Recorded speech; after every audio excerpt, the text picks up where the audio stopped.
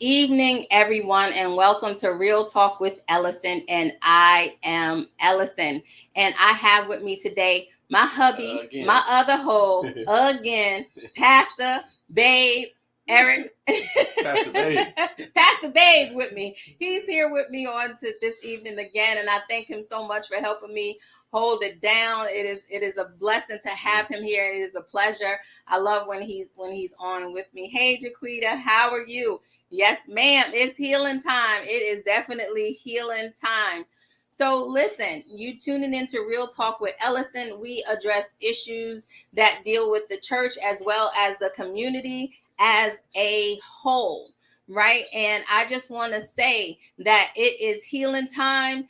Share this out. If you're on Facebook, hit the like button. If you're on YouTube, please go ahead and subscribe. All right. So disclaimer. Even though we're talking about healing, we definitely have to talk about trauma. You cannot address healing without talking about some traumas. So we're going to talk about things, and if you're feeling any kind of way, if this is triggering you any kind of way, please just click off. Okay? We don't want anybody to trigger. We are trying to heal. Another disclaimer. We got a puppy. He's 4 months, y'all. And we put a bell on him because we can't always find him. And he's acting up right now. So I just want to throw that disclaimer out there anyway. So anyway, let's get started. We are talking about healing, right? Yeah. And in order to talk about healing, we definitely have to talk about trauma, because we all experience some kind of trauma. So if we experience some kind of trauma, we're going to need healing. Yes. Right? We're going to need healing, and we're going to need healing from our emotions. We're going to need healing mentally. We're going to need healing spiritually. We're going to need healing physically. Right. Whatever the healing looks like, we need to be healed, right? We've all been through something. That's right. Right? So what is healing?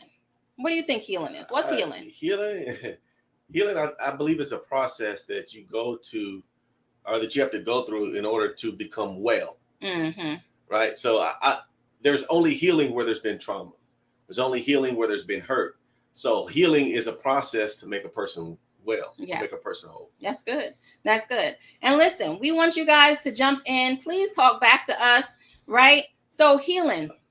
I heard what you said, and yes, it is a process. We definitely have to respect the process, because if we don't respect the process and we try to jump to the finish line, we can do more harm than good, right? So healing is the ability to live life, pursuing ambitions and values, having a sense of control over our lives. A lot of us don't feel like we have control, but having a sense of control over our lives and having hope for the future. Yeah. Like, if you don't have hope, what do you have? Then you don't have anything if you don't have hope. That's right. So there's no opportunity, there's no chance, there's no faith in believing that something is going to get better. Right. If you don't have hope for the future. Right. Right. Got to have hope. So these are the components that will help a person build a positive sense of identity. This is how you build a positive sense of identity. You have identity. You have to have ambitions in life. You have to have values in life. And you have to have a sense of control, because if you can't control you, then what? You can't. Well, you can only control you. That's right. I think that's what's important, because you can't control other people. You can only control how you react to situations. Mm-hmm. So if you can't control you, you're in a world of hurt, because then you're just going to react to everything around you. Right. That's good. And so, and let me just give this about trauma.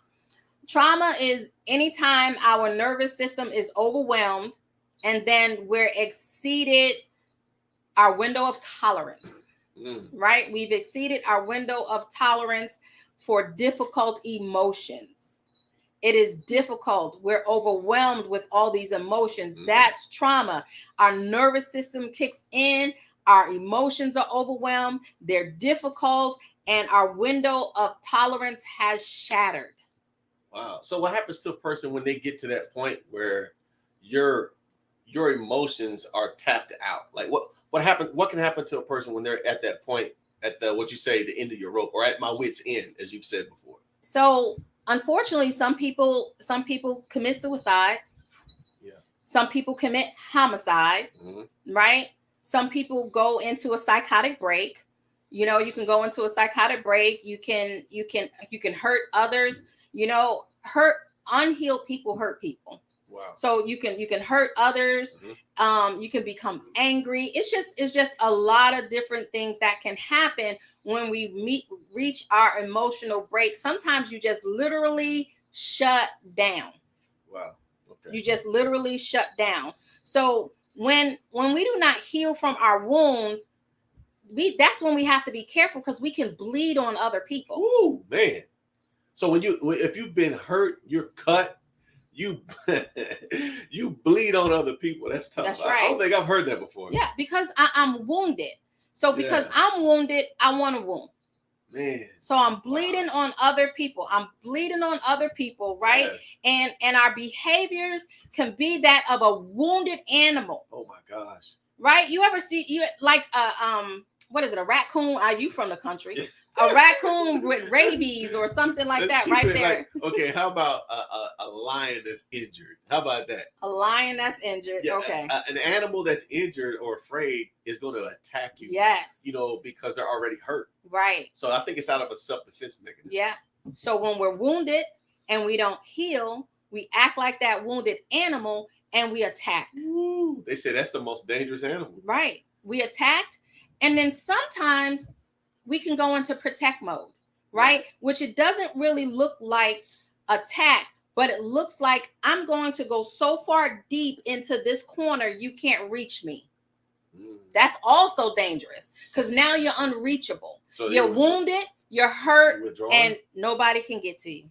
Is that like that's a state of like being like withdrawing? Like yes, isolation. Oh, okay. Isolation, mentally gone, mentally withdrawn. It's a lot of different things that can happen. Yes, frustration, depression, and lack of motivation. Yes, all of that can come. So it's very important that we identify that we have wounds, so now we don't go and bleed on other people and cause them to be wounded. Right? Yeah. So, and sometimes others, and this is one thing that happens.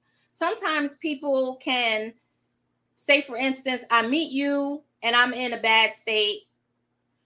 You become my savior.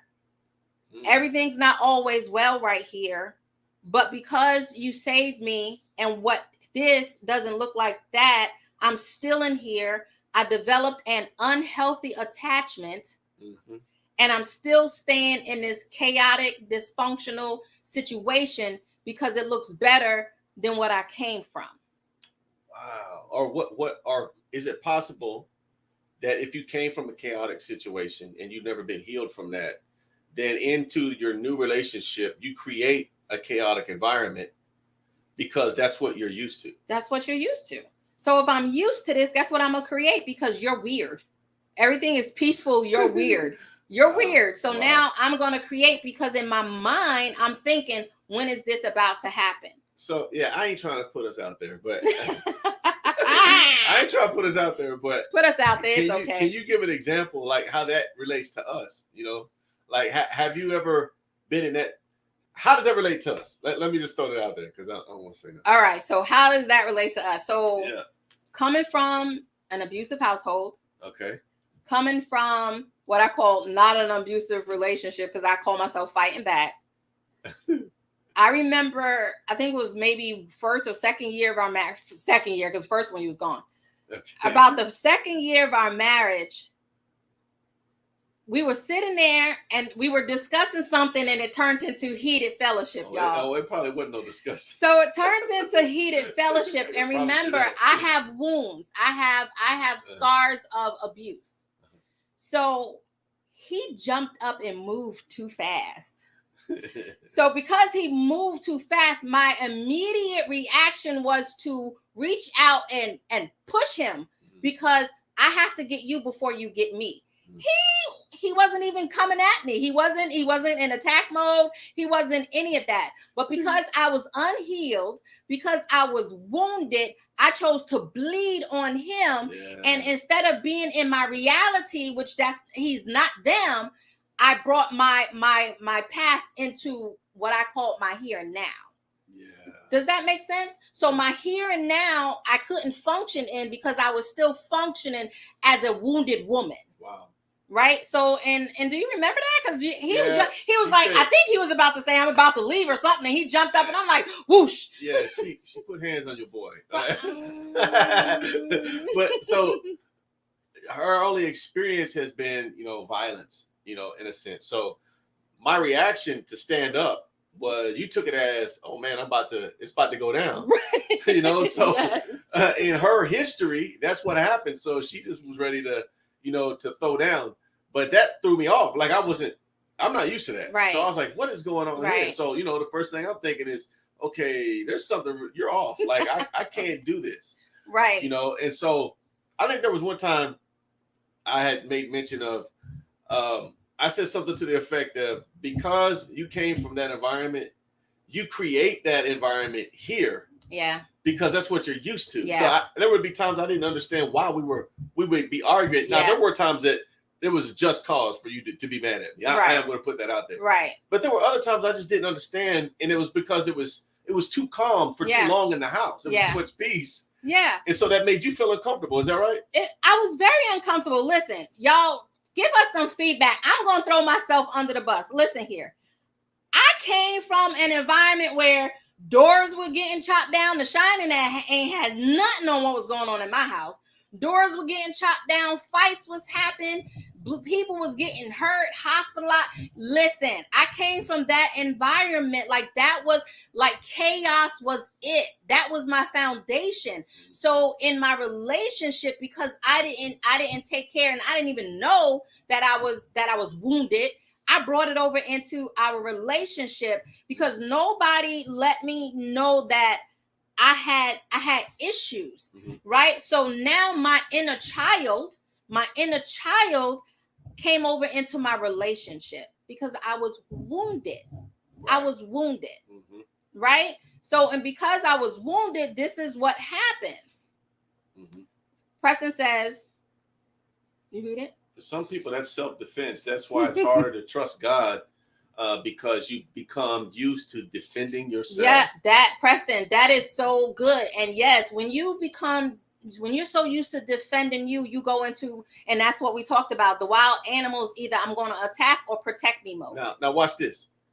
You said if you get in a relationship where somebody you feel helped you get out of your past, that person become your hero, right? Or your person that you said saved you from that issue, right?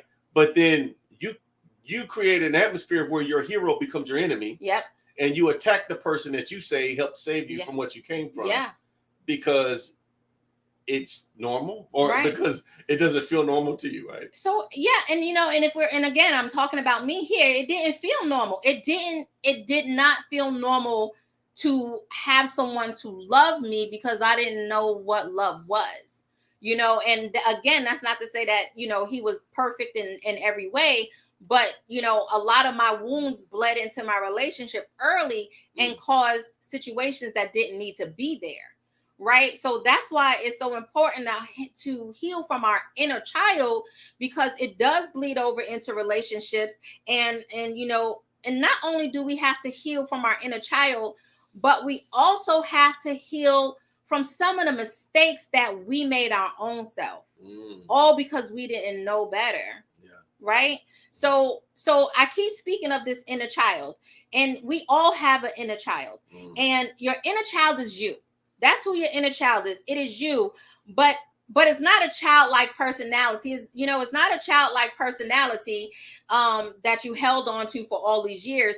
Basically, it's your unconscious mind, because so many people say we let it go and we push it back in the back of our mind. But if we're pushing it in the back of our mind, it's still there. So your inner child is just basically your unconscious mind of trauma that you may have experienced then. Of when you was a little child. Of when you was is that what you're saying? So yeah, so even was your little child or adolescent, somewhere around there that you didn't deal. Because I feel like now there was a lot of situations where she would create the chaos, but there was a lot of attributes that I had. There's a lot of things that come with my personality that would send her off, right? And so I'm a very aggressive individual if I'm angry. Now it takes me a minute to get to that point. It does now anyway. Then, I could be smiling, then I get mad. But at any rate, I felt because of things that happened to me when I was little, and I didn't understand this until I was in my 40s, right? I was protecting the little kid. Yeah. And I didn't realize that, you know? So I always had a rage, a hulkish type anger, type of rage. Yeah. Remember that monster? Oh, it was this little monster. Toy. It was a toy, and he used to go, and the kid was like, "That's Dad." Because if we was to get into it, I feel like, okay, now you're coming at me. Now I got to protect me, but I was really trying to protect the little boy that had an issue, that had something happen to him. Yes. And so at any cost, I was going to protect me, but I was really trying to protect the little boy. Yeah. Yeah. And that's the inner child. And that's the one that was in your subconscious that we don't even know about, right? So it's the you that has all of these repressed memories and feelings, right? They're repressed memories and feelings from your childhood that resurface from time to time. What is that time to time? Triggers. Triggers. That's exactly what it is. And sometimes you don't know you have these triggers until you're triggered, right? So healing your inner child is essential to your well-being and growth. You can't grow if you don't heal. You ever seen like even a plant? If you think about it, if you break the plant and it's broken and that piece just dies off, well, you gotta heal, and you can nurture the rest of it back. Just because that piece is broken, don't mean we no good, y'all. That's right. Right? Yeah. Right. So how do you heal that emotionally? Is that what we're talking about? So it's emotionally, it's mentally, it's physically. So when you don't heal what happens to childhood or life, let's just put it that way, then we are allowing our wounds to affect not only us, but our families and our friends and any relationships, because we have not gotten to the root of what the problem is. We have not gotten to the root. And that looks like our behaviors, right? Our behaviors. Right? Where you said angry. I was angry. Preston said it's a learned behavior. Yes, it's a learned behavior. So it's our behaviors. It's phobias. Now all of a sudden we scared to go outside. We can't do this. We're scared to do that. Or some other unhelpful patterns, right? But the most important thing that I want you guys to remember is that when we are children and adolescents and we see things and experience things, we make something called silent vows. Right? And my silent vow of I'm not going to allow anybody to treat me how I seen them treat, maybe my mother or my siblings or myself, or my silent vow erupted in my relationship. And that's what we was talking about. Yeah, I can relate. So I've had some silent vows too. And I didn't realize I had made those vows. But there were some things that I said, that's never going to happen to me, because I seen something that happened with my mother and my father, right? My mom and my dad. And so there was an issue where it felt like my dad would work all the time, right? I'm just being open. Like he would work all the time, but he would give the money to my mom. Like he had to go to her to get the money that he worked for. And I was like, there is no way I'm letting no woman run my money. Like that's just, I made that vow when I was a teenager because I seen my dad come home and ask my mother for $20. But the reason I made that vow is because I looked at it from the standpoint, like, there's no way I'm going to be working like he works, and I got to ask you for money. Right. That caused problems in our relationship. Yeah. But what I didn't really realize was my mom had to handle the money because my father had a substance abuse problem. Yeah. Right. Yep.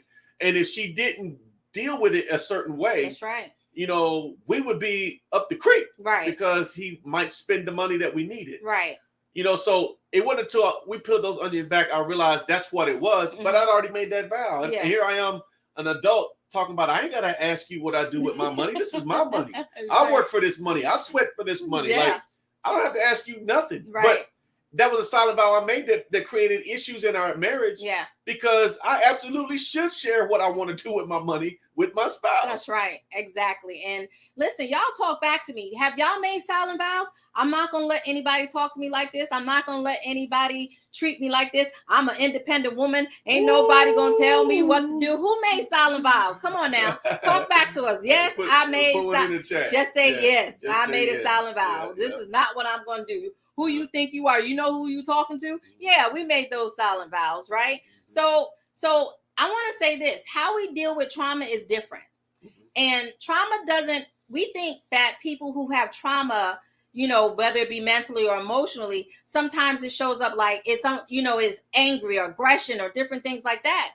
But trauma can also show up by not asking for help. That's a form of trauma because I got to control everything. Wow. Right? I got to control. I don't trust no one to do it. If I don't do it myself, it's not going to be done right. Right? So let me ask you this. It's trauma because what happened that you can't relinquish some control? What happened that you lack trust? Why do you have to be in control? That's the important part. So when we say, oh, I'm not going to ask for no help, that's not a strong, independent person.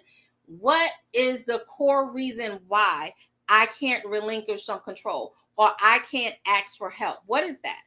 What is that about? Sometimes it can look like avoidance. I'm just going to avoid certain people. I'm just going to avoid certain situations. I'm just going to keep avoiding. And I'm avoiding because maybe this will trigger me. So I'm avoiding. That's a part of trauma. You guys be surprised what trauma is. Saying, I'm fine. How many of us do that? Hey, how are you? I'm fine. Yeah, but you're not. But you're not fine. And am I saying that you need to go out there and tell all your business? No, I have developed a motto like, this too shall pass or it'll be all right. Right? So if you're saying that because you said we don't ask for help. We don't ask for help. No, sometimes a person who's been through trauma will not ask for help because they have to have control or they don't trust others. And that creates more trauma. Is that what you're saying? And that can create more trauma because now I'm all by myself. Nobody helps me. Oh, you're stuck in that state, I got to do everything. You're stuck in that state. And then sometimes, well, I don't want to burden anybody. Well, who told you was a burden? So these are some of the things that we need to look at that we have to heal from. Right? Monica says, my husband says I always put on my customer service face, smile, but I'm sad on the inside. Man. Monica, thank you for sharing that. And you know what? I think that is so powerful because, I was taught what goes on in my house, stay in my house.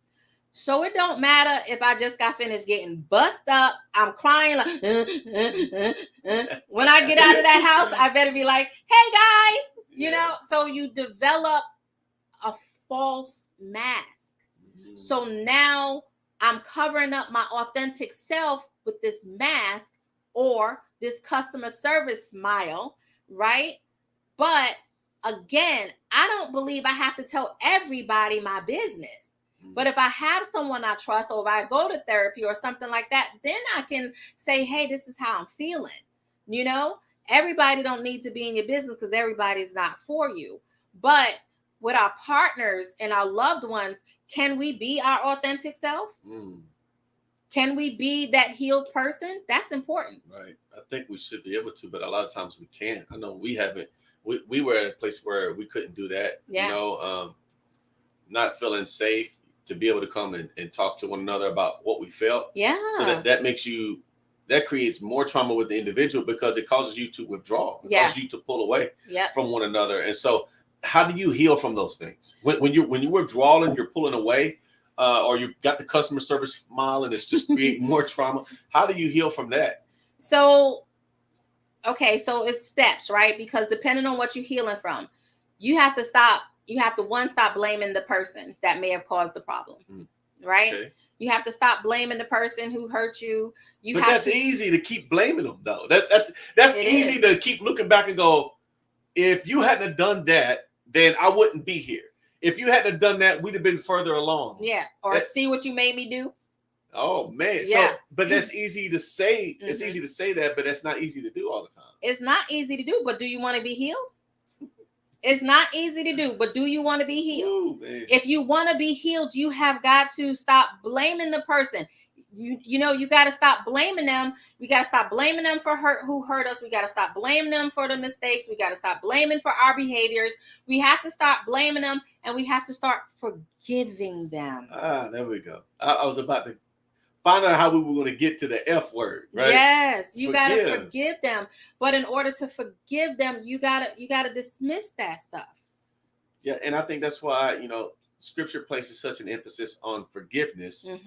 Jesus said, if you cannot forgive, my Father in heaven cannot forgive you, because forgiveness releases us from the trauma the other person has inflicted on us.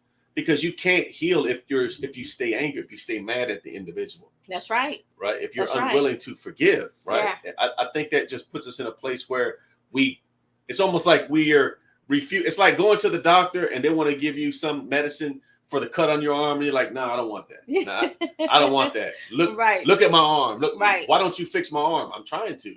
But you won't let me. But you won't let me. Right. You won't let me. So I think, so that in itself is powerful, because if we don't forgive, like you said, we can't be forgiven. But if we don't forgive, not only do we hinder ourselves from moving forward, but we can hinder other people, good people, from coming into our life, because we have unforgiveness.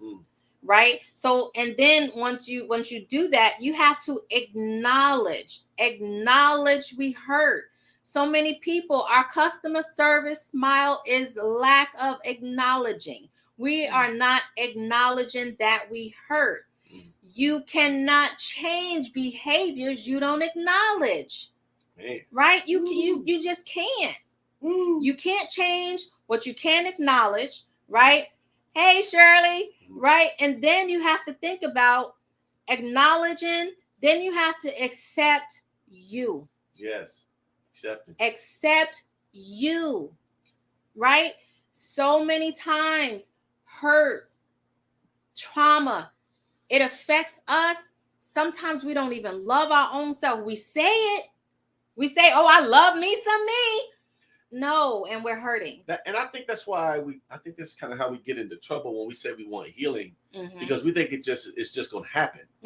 But it sounds to me like forgiveness ends up being a process. Yeah. Acknowledging who you are, or what where you're at, is a process. So to me, it feels like you as an individual, if you want to be healed, there's work you have to do also. There's work you have to do. And I like Monica's comment. She said, for me, it's easy to forgive others than myself. In order to get to healing, first of all, you got to want it, right? And healing is down here. Healing is down here. So I don't know if you guys okay, so I watch Kong, right? And Kong have a wooden bridge from one side to the other. And listen, I'm going somewhere. So the bridge has wooden planks. So you put one plank down, you tie it, you put another plank down, you tie it, you put another plank down, you tie it, and it's all connected to get to the other side. If we don't respect the process and stay in the process, we are not tying those knots to our plank. We're going to misstep and fall. Ooh, okay. Y'all got that? Got it. So it might not be a Kong movie, but y'all got the analogy, right? She said not Kong. But that's the analogy, and that's what I think of. That is the process, because as I'm stepping, I'm laying my next step to where I want to go. But you got to know where you want to go. So do you want to be healed is your question. Man. Do you want to be healed? Do you want to be healed? A person has a comment here. He says, but you have to acknowledge and be real with yourself that you need hope. He said, hope is healing of past experiences. The person has to literally dig deep so that change can occur. And sometimes we don't want to look at us. That's why I said you have to accept you. If you don't accept you, how are you expecting others to accept you? You have to accept yourself, right? Yeah. And then it's another thing. So when you take the response, when you accept yourself, you have to take responsibility for you. You are responsible for you. Nobody else is responsible for you. That's right. Just you. That's right? Just you. Yeah. So go ahead. Not because at some point we can't keep saying, oh, well, this is what they did, or they did this to me. At some point, we still have to take responsibility for our own lives and decide who we're going to be, what we're going to become. So the healing thing, acknowledging yourself, and you said take responsibility. Those are hard things, man. And when you're dealing with somebody that has, emotional trauma or past trauma, that's hard to do, but that's something we have to do. That's something. If you want to be healed, you don't have to do anything. You can stay there. But if you want to be healed, these are the things you have to do. You have to accept. You have to take responsibility for you. You have to identify, what does loving you look like? So let me ask you this question, because I think if we say take responsibility for you, that doesn't always mean take responsibility for what may have happened to you. No. Right? No. So if this person hurt me and you're saying you have to take responsibility, I just want to clarify, you're not saying you have to take responsibility for whatever part you played in you being hurt.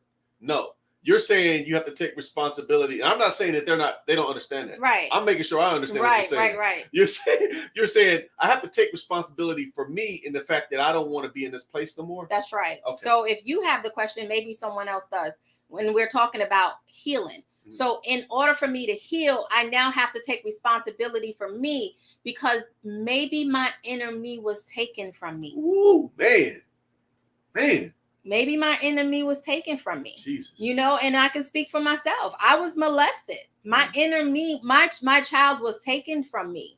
So now I have to take that responsibility, but I have to take me back. Yeah. I have to acknowledge me, because if I don't, then I'm giving someone else that power, and I'm allowing them to continue to have that power. But I am taking me back.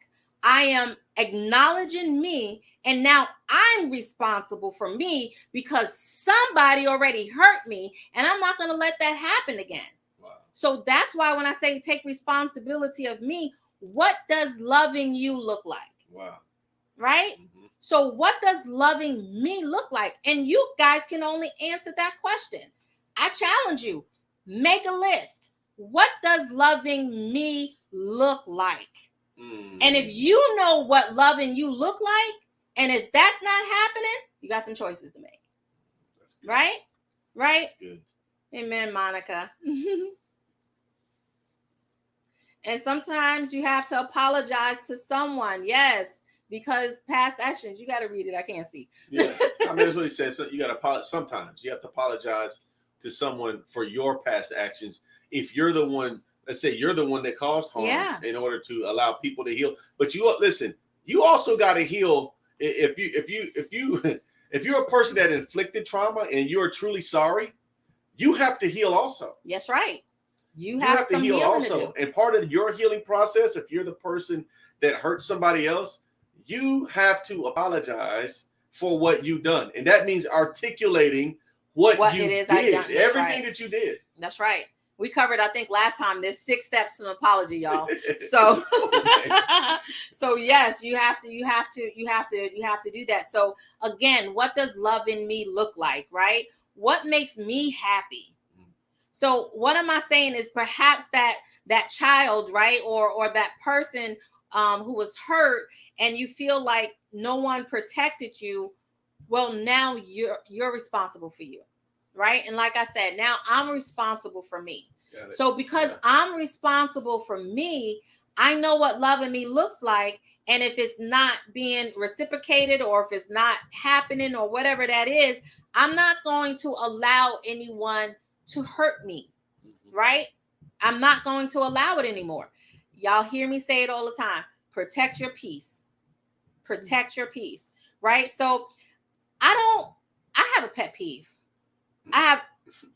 Listen, I do have a couple of them, but I can't stand when people say, "Oh, just forget about it." Well, if we could just forget about it, then what do we need mental health for? If we could just forget about it, everybody should be healed and whole and walking around and dancing through the tulips, right? We can't just forget about it. Right? Forgetting about it is why we still have the wounded people now, because they didn't forget about it. It's still in their unconscious. It's still in their subconscious, right? It's still there. You don't forget about it. You heal from it, right?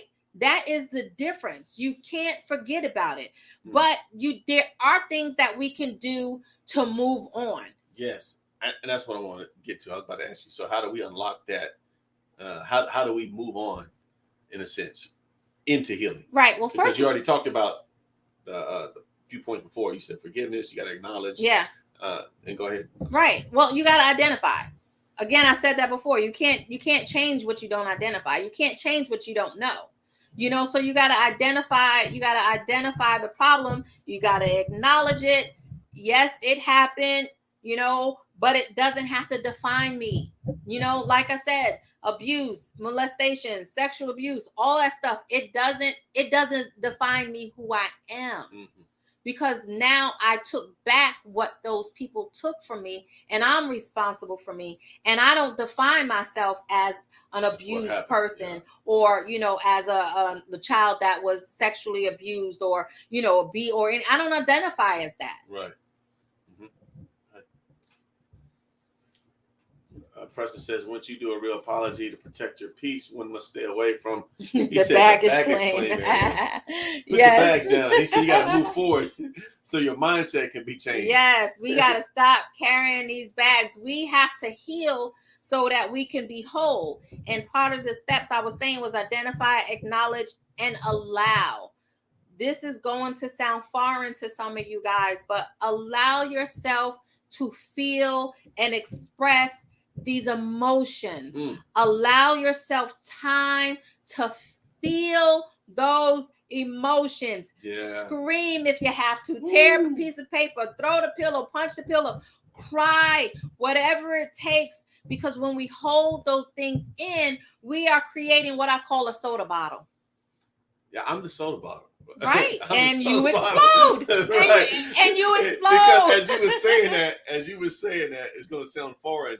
Even living with you and learning this stuff, it still sounds, it hurts my ears, to say, to hear you say you have to feel those emotions. Yes. I don't want to feel that, right? Yes. I just want to put it away, and whatever happens later is going to happen. But I'm in survival mode for right now. I just want to keep going. Right. Yeah. So let me give y'all insight on what that looks like. I call it a time. I call it a time to either worry, a time to stress, a time to be anxious, or whatever. We have 24 hours in a day, and I refuse. I suffered with anxiety about 7-8 years ago. It was horrific. It's not my anxiety. I suffered from anxiety, and it was horrific. I think I was in the hospital more times than not, thinking I was dying of a heart attack. Right. So that's because I was holding stuff in, and then the soda bottle happened. So the soda bottle for you looked like anger, but the soda bottle for me looked like anxiety, because my customer service smile, I'm good. I'm good. I'm good. But in the meantime, on the inside, I'm not good. I'm not releasing any of this stuff. I am not allowing myself time to identify those emotions. I kept pushing and pushing and pushing. And after a while, there was no more room left. So my body started reacting to it. And that's why we have to heal, because if we don't heal mentally, our emotions, then it depicts our behaviors. So here I am, an anxious, nervous mess, right? But the thing about that is I understood what a time. I gave myself, and I still do, give myself 20, 30 minutes. Okay, this is what's going on. I feel this. I'm crying. It hurts. I'm bothered. It's making me feel this way. Okay. I identified what was going on. I allowed myself to feel those emotions. Now I can start self-soothing, whether it's deep breathing, going for a walk, and let it go. If I don't give myself that time, when it comes up again, guess what? I'm going through all this stuff again.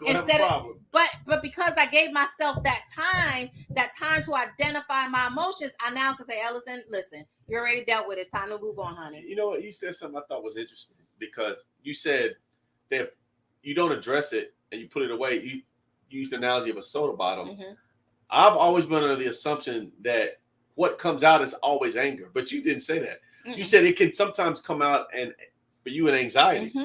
And other people, it may come out a different way. Yeah. So a lot of us have been told if you just hold it in, it's going to blow up. And we think it's anger. No. But because it's not anger, you think it's okay to push it away. Mm-hmm. But it's coming out a different way. Your soda bottle may be anxiety. Your soda bottle may be something else, right? Depression, being promiscuous. I mean, you name it. It's different ways it comes out. It's wow.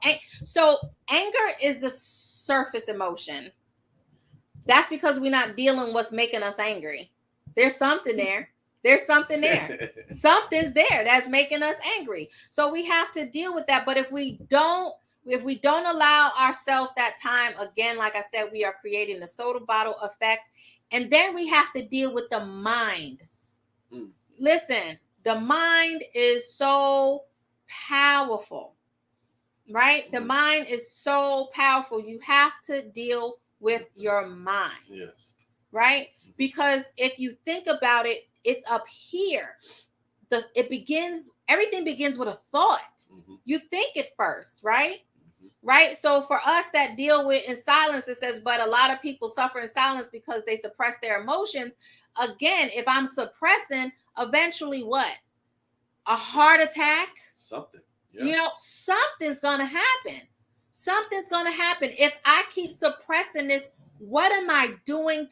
If I keep suppressing this, how am I saying I love me? If I keep suppressing this, how am I saying I want to heal? Right? And you know, and it's sometimes people say, well, you know, I don't think about it no more. I don't this anymore. It don't mean that it's not there. Yeah, I think that maybe they think that's how they heal. You know, because I hear a lot of people say that that's how they deal with it. Well, that's just how I deal with it. And so they think that's what works for them because it gets them through the moment. But then it comes up later down the line and it shows its face some other way. But sometimes you don't connect the dots that, hey, this may have came from what your previous hurt was. Right. And that's good. And that's the truth. Our behaviors come from our emotions. Our reactions come from our emotions, and that comes from our mind, our thoughts, right? To control your thoughts, our thoughts trigger our emotions. Our thoughts trigger our behaviors. Our thoughts trigger how we react. Our thoughts trigger so many different things.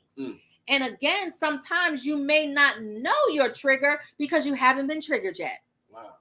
Right? Wow. And it's important so if you cannot control your thoughts, then we will allow ourselves to become a big distress ball. This is how we get under distress. Right? And this is how the things of anger and everything else come out. And that leads to anxiety or some other kind of psychological, because if I'm under distress, I can have a psychotic break.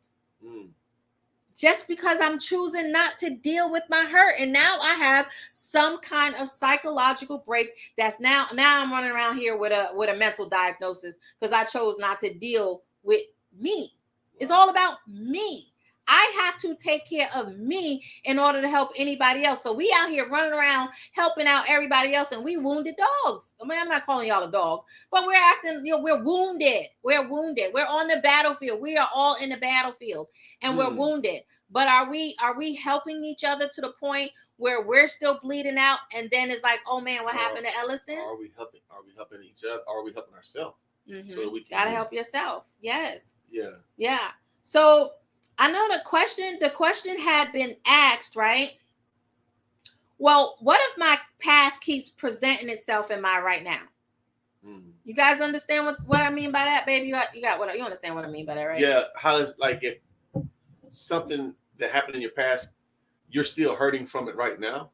Like different things trigger what happened from the past, or it keeps happening in your present? It keeps happening in my present because maybe perhaps I haven't healed and I'm allowing a certain behavior, or certain people with certain behaviors around me, because I didn't heal all the way, or I'm trying to heal and I'm allowing this stuff to start happening, and the person keeps hurting me, or the individual or the situation or whatever the case may be, it keeps hurting me. So because it was associated with something in my past, like just say if I was emotionally abused and now I'm in an emotional abusive relationship, that is my past now in my right now. Okay, so you got to figure out how to heal while you're still going through. Right. Okay. You have to heal while you're still going through. So first we need to identify, is it me? Am I causing this behavior? Is it me because I haven't healed that I am now attracting all those people that from my chaotic past and I'm bringing them now into my right now? Like, is it me? Is it me? Am I not hurting? Am I still hurting? Did I not identify these things? Right? What is it? Yeah. is it true? Because I've heard this. Is it true that a lot of times, if you was in a home and your parents were abusive, you tend to get in relationships with people like that parent that was abusive to you? Yeah, even if you make that silent vow that you I won't. ain't doing. So then you're still reliving in the same situation. Same situation right now. So you're trying to learn how to heal while you're in it. Right. Man. Right. So, and this is why if that's happening, we got to make some hard choices. Mm-hmm. We got to make some hard choices. Some hard choices need to be made, because if I truly want to heal, sometimes that looks like letting go. Mm-hmm. I need to let go. I know some of my triggers, right? And I have told people, you are a trigger for me. It is best that we don't communicate much because you trigger me, right? Remember, I'm healing. I am now responsible for me. Yeah. I'm not going to allow you to hurt me. So let me throw this at you. So how do we do that if we're married? Because we don't believe in divorce. Right. How do we do that if my spouse is my trigger? Mm-hmm. How do I heal in that? Because you don't want to keep taking me there. Right. Right. So what you just said is wrong. Okay. You're the one that keeps taking me there. Uh-huh. No, I'm the one allowing you to do it, because at some point I got to be responsible for me. I can only be responsible for my own role in a relationship. And if I don't believe in divorce, and if we're not going to get a divorce, we need to do counseling. We need to read. We have got to set some kind of boundaries. We've got to set boundaries. There are boundaries in marriages. Yeah. I think also, and Jesus didn't make us to be a doormat, but babe, I'm going to let you jump on that spiritual part more. Jesus didn't make you to be a doormat, but you have to put the Lord at the head of your life and at the head of your marriage if you want to bring it back from the ashes. Like you said something, how you talk about these processes that you have to go through when you want to heal. Mm-hmm. So what you're saying in a sense is we have an obligation to do some work for us to heal. Yes. You know, when Jesus came to Mary and Martha's house after Lazarus had died, he said, take me to where Lazarus is. Mm-hmm. Jesus knew he was going to raise Lazarus from the dead, but he still told them to move the stone. Yes. It's not because he couldn't move the stone. It's not because God can't heal you. It's because you have part in your own healing. That's right. Right? You have to do something. Yes. So we got stones to move. Yes. If we want Jesus to heal our relationships, if we want the Lord to heal ourselves emotionally, spiritually, we got to move some stones. Yes. Right? Yes. And, you know, when in saying that, you still got to love you enough. You still have to love you enough to not allow people to just treat you any old kind of way. It's not okay. Right. And prayerfully, if we're both saved, that this is not happening. Not to say that it don't, but prayerfully it's not happening. Right. But if it is, then we need to really start seeking God. We need to, you know, pray again, not pray, Lord, get him or Lord, get her, but Lord, let them fall in love with you so they know how to treat you. Right. And in the meantime, you've got to work on you, because it's easy to say, get him. What about get me? What am I doing? Am I doing something that's triggering? Right. So those are the things that we have to know. And we can't allow people to discredit us or belittle us or anything like that. We have got to know our own worth. Right. And if we take into scripture, we are fearfully and wonderfully made. So if I'm fearfully and wonderfully made, why am I letting you treat me like bubble gum on the bottom of the shoe? Right. Well, if you're in a marriage and you're in a relationship and both of you are saved, like everybody says they're Christian, but if you're living according to the word, nobody should be abusive to the other one. No, mm-hmm. Nobody. Right. And so the scripture gives us the way we're supposed to treat one another. So what we need to do is find some type of counseling, some type of mediator that can help us work out these differences so that we can heal. Because the thought is not to have any disunity between the couple. That's right. We don't want a divorce. No. Right. But I'm going to say this. Nobody should be putting their hands on somebody to the point that it's abusive, it's unhealthy, it becomes toxic. Somebody gets hurt. God doesn't want that either. Mm-hmm. Right. So we got to figure out what we're going to do. That's right. You got to figure that one out. And listen, guys. So if y'all tuned in, y'all watching Real Talk with Ellasin, and we have been talking about healing, right? We have been talking about healing and the journey. It is definitely, healing is a journey. It's a ride. So yes, it is. And it's a long journey, and you have to want to be healed in order to respect the process that it takes to get there. Mm-hmm. Right? So if y'all know somebody going through, share this out, subscribe on Facebook, YouTube, right? Give us some feedback on what you think about healing. Do you need to be healed? Are you healed? Good. Yeah. Right? And we know God can do all things, and we know he's a healer. We know all of that. But what are we doing? What are we doing? Because like you said, he done raised up Lazarus. He done sealed his body back up, let the blood flow through the brain, the veins and everything else. Definitely could have moved the stone, but we have work to do as well. We can't just keep sitting there and not doing anything, because listen, healing is not about a cure. It's about creating wholeness. It's about creating wholeness so that the wounds of our illnesses are no longer pain us, right? It's about being whole so we don't have to be in pain from our past, right? That's what it's all about. That's healing. I think I think we all need healing, because we're all broken people. Even if you're in a good relationship or you haven't had a lot of traumatic stuff happen to you, you're still broken somewhere. Mm-hmm. And so seeking healing so that we can become whole, it is powerful, you know, the way you put it, because that's the idea, is that we become, better than what we are. Right. And when we become whole, our pain no longer controls us, right? It no longer controls us. The pain is, what happened to us is still a part of us, guys. It made us. Yeah. It's still a part of us, but we have a choice, right? You can either allow it to keep causing you pain, or now it can be a part of our living narrative, which is enriching yourself and those around us.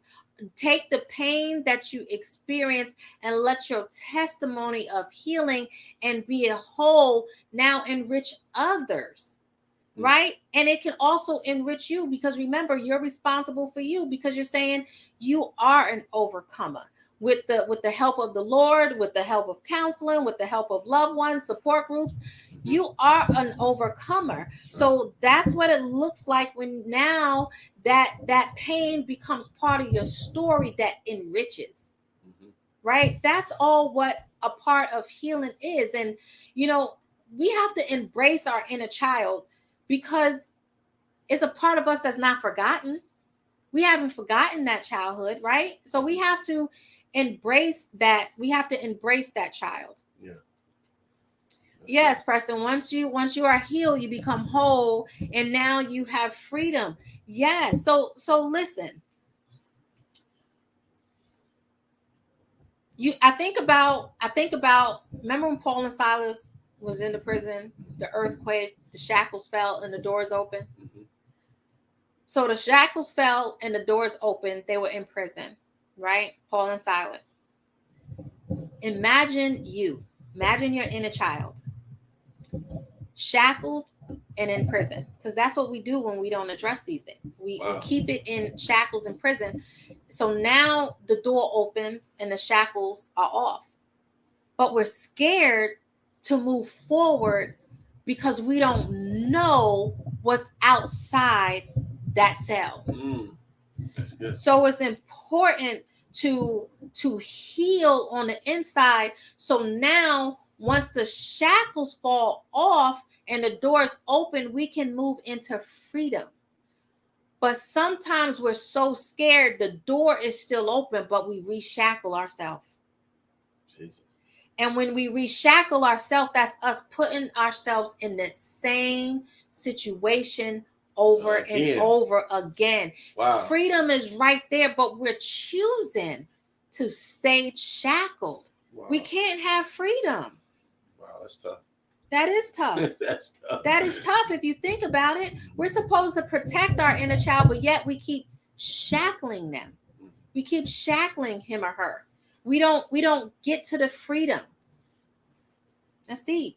That's tough. Yeah. Amen to that. Amen. Selah, right? So don't be shackled. Don't get out there and get a taste of it and be so scared that you run back to the chaotic dysfunction, slam the door and shackle yourself. Yeah, because that's what was your normal. That's what your normal was. Yeah. Walking into the newness of life is hard because you've never been there. That's right. You know, and it's all a part of faith. Mm-hmm. You know, that's why we're told to walk by faith and not by sight. That's right. Why people have a problem with operating in their faith, because they can't see what the next step is. Yeah. Once you've been healed, oftentimes, like you said, it's hard to move into that realm of being whole. Yes. Because you don't know what that looks like. Mm-mm. And it's scary. And it's scary because. But I'm sorry, I didn't mean to cut you off. No, you're fine. But you said don't put the shackles on. Don't put the shackles by going back into the same thing that hurt you. Right. And it's scary because guess what? The shackles are off.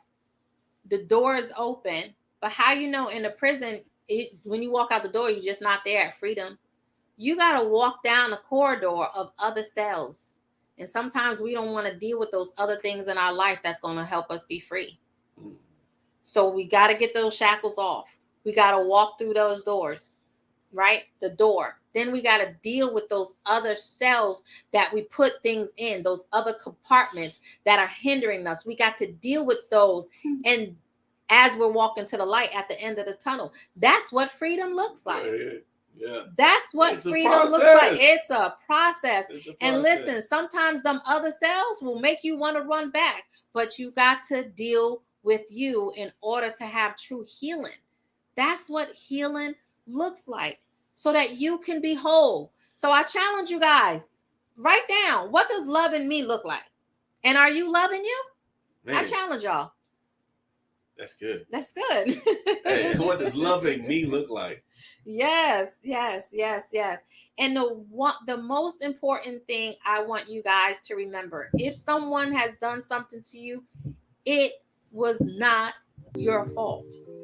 It just wasn't your fault. It just wasn't your fault. And I want to go back to when Monica said, sometimes I have the hardest time forgiving me, right? But you have to forgive yourself. If you don't forgive you, how can you forgive anyone else? If you don't forgive you, how do you really get your healing? If you don't forgive you, how can you have freedom? If you don't forgive you, how can you help others? You have got to learn to forgive yourself, right? Because a lot of the things that we did was based on the hurt, the unhealed, and the wounded. So love yourself, forgive yourself, right? Because forgiveness is forgiveness. If I can't forgive me, will my Father forgive me? Wow. Yeah. You can, yeah. Yeah. So you got to. If you heal is a process, you got to identify. You got to forgive. You got to acknowledge. Yeah, I'm gonna get it. Yeah. Yes, you have to acknowledge. Listen, we know we was talking about the inner child a lot, and we want to talk about healing. And we also, so we're gonna do a part 2 and talk about healing in relationships, because we gotta heal in relationships. Like, we're in this relationship. Help! I need some help to heal. So we're gonna definitely talk about healing in relationships, because yes, you touched on it a little bit. Yes, I'm in here. Now what? And I'm still here. I'm not going anywhere. We're not going anywhere. How do we have healing if this is where we are? So we're definitely gonna talk about that. But it wasn't your fault. You can definitely be healed. Love you. So in those situations where it's like right now, a crisis situation, before you can start the healing process, as you said, it's not your fault. It's not your fault. But the Lord said, "Come unto me, all you that labor and heavy laden, and I will give you rest." Yes. Pray, seek the Lord to get your mind steady, to get you out of that crisis situation, to create enough room for you to breathe, so that you can then begin to start the process of seeking your healing. Right.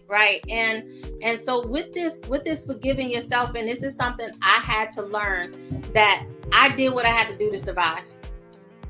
I did what I had to do to survive. Sometimes, we call it the white knuckling, and other ways of forcing my inner child down so that I can survive, and so that I thought I was functioning in this world, only to realize I was a walking dysfunction because I wasn't healed and I wasn't whole. So we had to do what we had to do to survive, right? What that looks like to you, only you know. Take it to the Lord in prayer. Begin your healing. Amen. Thank you guys for all your comments, and I appreciate it so much for y'all tuning in with us. You have been watching Real Talk with Ellasin and Babe. And Babe, and we appreciate you guys, and we are going to talk about healing in relationships, and do that next week because it's a 2-part series. We don't want to skip on it because, listen guys, we're hurting in relationships, whether that looks like intimate relationships with your partner, sibling, family. Relationships are hurting, right? They're broke. Amen. So thank you again for tuning in to Real Talk with Ellasin. We appreciate you guys. See you guys on next week. Love y'all. Be blessed.